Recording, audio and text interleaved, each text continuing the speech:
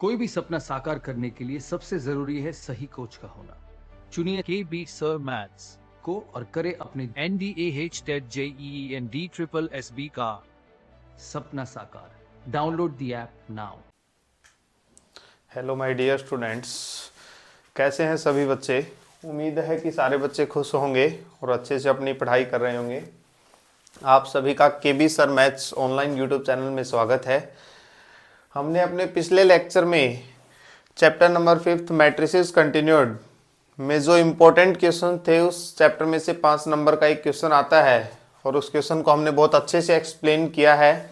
जिन बच्चों ने वो वीडियो देखी है उनको पता होगा।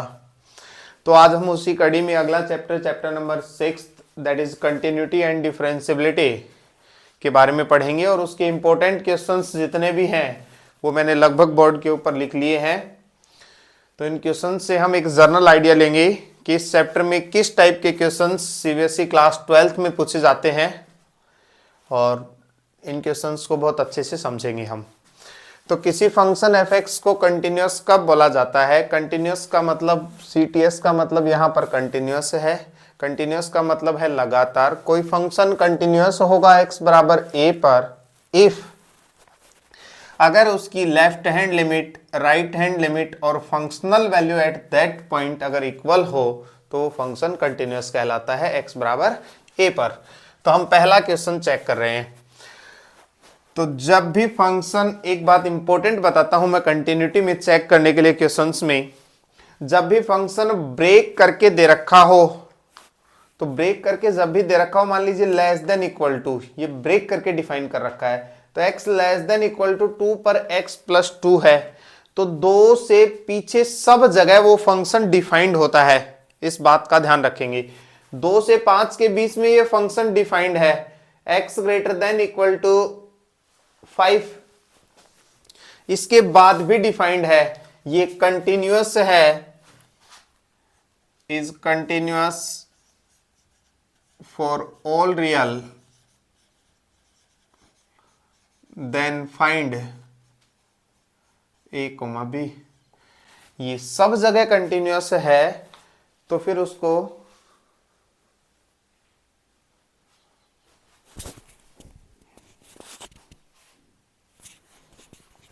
ये फंक्शन सब जगह कंटिन्यूअस है, तो सब जगह कंटिन्यूअस है तो जो ब्रेकिंग पॉइंट होते हैं हमारे पास उनके ऊपर भी कंटिन्यूअस होगा।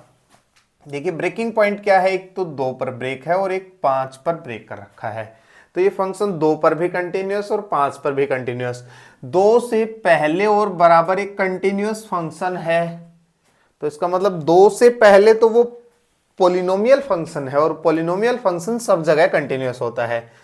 तो for x is equal to 2, 2 के ऊपर मैं लेफ्ट हैंड लिमिट निकाल रहा हूं, तो 2 पर लेफ्ट हैंड लिमिट जैसे ही निकालेंगे तो लेफ्ट हैंड लिमिट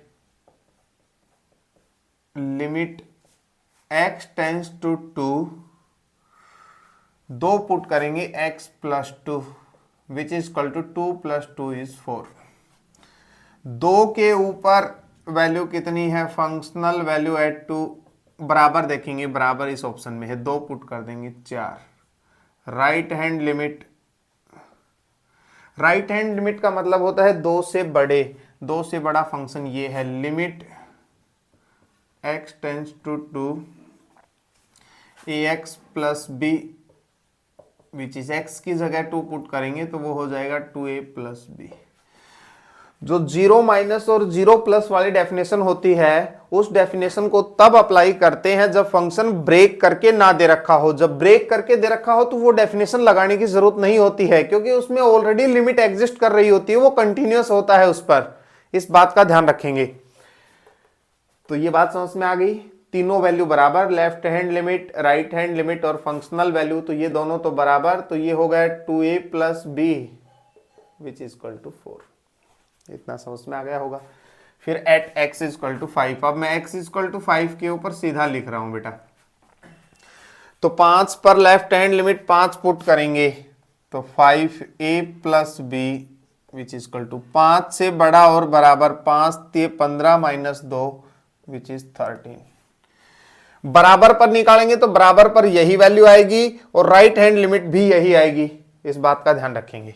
ये इक्वेशन नंबर 1, ये इक्वेशन नंबर 2, दोनों को सोल्व कर रहा हूं। ये 2a plus B which is 4, दोनों को सब्ट्रैक्ट कर देंगे, सब्ट्रैक्ट करेंगे, b से b cancel, 3a is equal to 13 minus 4 is 9, this implies a is equal to 3, a की वैल्यू 3 होगी। a की वैल्यू 3 होगी, a की वैल्यू वापस पुट कर देंगे।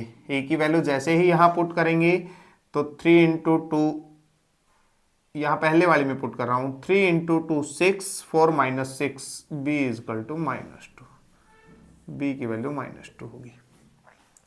तो अगर a की वैल्यू 3 हो और b की वैल्यू -2 हो तो उस केस में फंक्शन जो है वो कंटिन्यूअस रहेगा सब जगह, और निकालना था कि कंटिन्यूअस दे रखा है a और b निकालिए, तो a और b की वैल्यू 3 और -2 होगी, तो उस केस में पहले वाला जो फंक्शन है वो सब जगह कंटिन्यूअस हो जाएगा। ये सॉल्यूशन जो है वो उम्मीद है सभी बच्चों को समझ में आ गया होगा। अब हम अगला सॉल्यूशन कर रहे हैं, क्वेश्चन नंबर 2। क्वेश्चन नंबर 2 देखेंगे। क्वेश्चन नंबर 2 में f x is equal to, अब ये देखिए ब्रेक करके नहीं दे रखा है, इसमें लेफ्ट और राइट निकालनी पड़ेगी। तो f x is equal to 2x minus mod x. इसी क्वेश्चन से हम दो कंसेप्ट सीखेंगे, इसको दो तरीकों से कैसे सोल्व कर सकते हैं। पहले तो मैं लेफ्ट हैंड लिमिट निकाल रहा हूं। लेफ्ट हैंड लिमिट किसके ऊपर चेक करनी है, एग्जाम एट एक्स बराबर 0। तो लेफ्ट हैंड लिमिट के लिए x के स्थान पर 0 minus h and s tends to 0। Left hand limit के लिए x के स्थान पर a पर चेक करते हैं तो a माइनस एच और s टेंस टू 0। लेफ्ट वाली साइड से अप्रोच कर रहे हैं हम, तो limit s tends to 0 to x के स्थान पर 0 minus h minus mod of 0 minus h, ये कितना हो जाएगा -2h माइनस h का मोड होगा h माइनस h का मोड h, और ये हो जाएगा limit s tends to 0 which is limit s tends to 0 minus 3h which is equal to 0। Right hand limit के लिए x के स्थान पर 0 प्लस h और limit s tends to 0, 0 plus h put करेंगे तो 2 इंटू में 0 plus h minus magnitude of 0 plus h, वो हो जाएगा h का mod, limit s tends to 0, ये हो जाएगा 2h माइनस एच, वो h बचेगा वो 0 को टेंड कर जाएगा। f ऑफ 0 पर वैल्यू 2 इंटू 0 माइनस 0 का mod which is equal to 0 minus 0 which is 0। तो पता है left hand limit, right hand limit और फंक्शनल वैल्यू तीनों बराबर आ गई हैं, तो इसका मतलब है this implies f x is continuous at x बराबर 0। अगर कोई बच्चा बोलेगा कि सर मेरे को दूसरे अप्रोच से करना है, तो दूसरी अप्रोच से सोल्व करना भी बिल्कुल आसान है।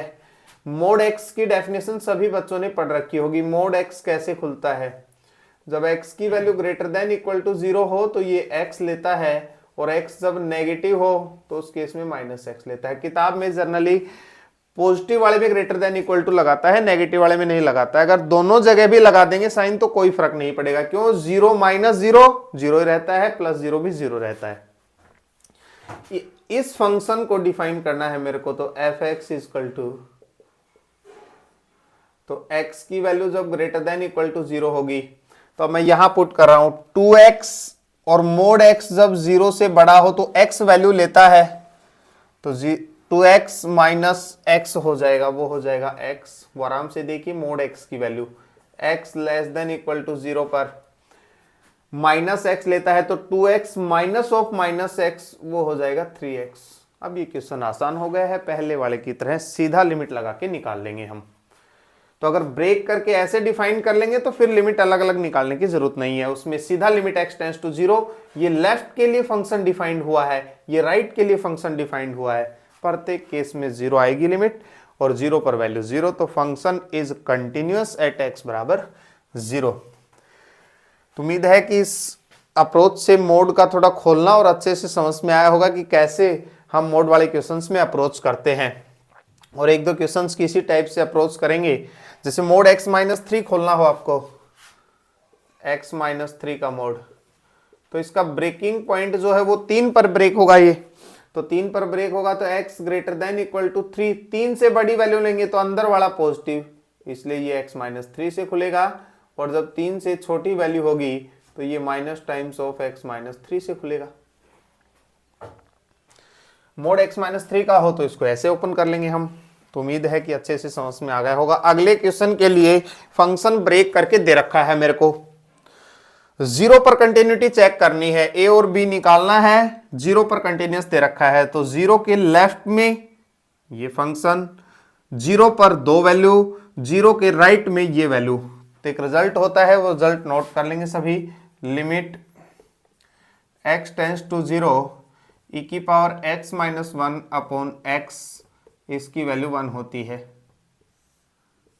अगले क्वेश्चन के लिए ये प्रॉपर्टी नोट कर लेंगे, limit x tends to 0 e⁻x-1 upon x, इसका रिजल्ट जो है वो 1 होता है। तो अगले वाले क्वेश्चन के लिए ये रिजल्ट मेरे को जरूरत पड़ेगी। तो उम्मीद है कि इतना सभी ने नोट कर लिया होगा और अच्छे समझ में आ गया होगा। तो क्वेश्चन नंबर 3 की तरफ मूव करते हैं अब हम।